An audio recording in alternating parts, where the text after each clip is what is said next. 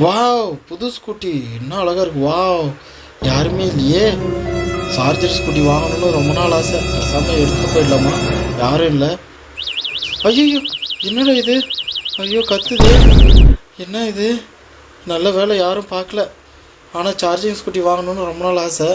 இதை விடக்கூடாது. யாரும் வரல. பேசாமல் மறுபடியும் ட்ரை பண்ணுவோம், எடுத்துகிட்டு போயிடுவோம். ஐயோ, என்ன இது? மறுபடியும் கத்துது. ஐயோ, மாட்டிக்கு போகிறோம். எப்போ நல்லா இருக்கு ஸ்கூட்டி. ஹாய் கைஸ், எல்லாருக்கும் வணக்கம். எல்லாம் எப்படி இருக்கீங்க? புதுசாக சார்ஜிங் ஸ்கூட்டி வாங்கியிருக்கேன். கலர் எப்படி இருக்குது? நல்லா இருக்குதுங்களா? இதோட விலை எவ்வளோன்னு பார்த்தீங்கன்னா 55,000 ரூபா. ஒரே ஒரு 55,000 இல்லை, 55,000 ரூபா. ஓகேங்களா? இதோட மைலேஜ் என்னன்னு பார்த்தீங்கன்னா 80 கிலோமீட்டர். ஒரு ஃபஸ்ட்டு நான் போய் பார்த்த வண்டி 35,000 ரூபாயிலேருந்து ஸ்டார்டிங்கு. 35,000 ரூபாயிலிருந்து 1,10,000 ரூபாய் வரைக்கும் அந்த கடையில் வந்து வண்டி இருந்துச்சு. ஆனால் நான் வந்து அவ்வளோ ரேட்டெல்லாம் கொடுத்து என்னால் வாங்க முடியல.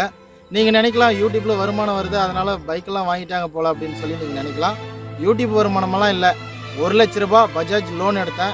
55,000 ரூபாய்க்கு நான் இந்த சார்ஜிங் ஸ்கூட்டியை வாங்கினேன். ரொம்ப வருஷம் கனவு. இன்றைக்கி தான் அது நடந்திருக்கு.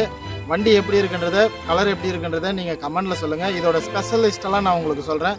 இதோட ஸ்பெஷல் என்னன்னு பார்த்தீங்கன்னா 80 கிலோமீட்டர் மைலேஜ் வரும்னு சொல்லியிருக்காங்க. அதே மாதிரி பைக்கோட சாவியில் லாக் கொடுத்துருக்காங்க. வண்டியோட லாக், அதாவது திருடர்கள் வந்து வண்டியை திருட முடியாது.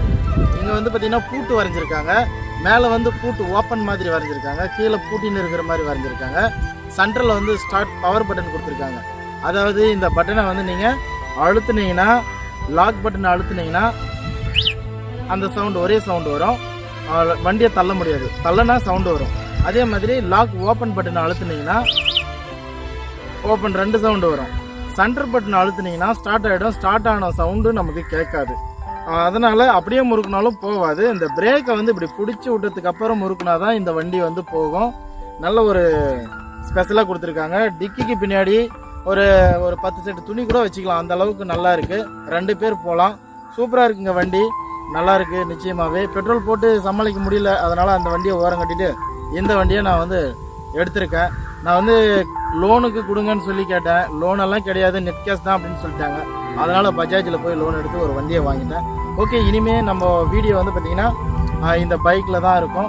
உங்களுக்கும் இந்த பைக் பிடிச்சிருக்கா, இல்லை இதை பற்றி உங்களுக்கும் ஏதாச்சும் தெரியுமா? தெரிலன்னா கமெண்டில் கேளுங்க. நான் உங்களுக்கு இதோட விளக்கத்தை நான் சொல்கிறேன். உங்களுக்கு வண்டி பிடிச்சிருக்கா பிடிக்கலையான்றதை கமெண்டில் சொல்லுங்கள். ஆனால் ஒன் கண்டிஷன், நான் யூடியூப் வருமானத்தில் வாங்கலை. யூடியூப் வந்து இன்னும் மானிட்டேஷன் ஆகலை. ஓகேங்களா? Okay friends, thank you. பாய் பாய்.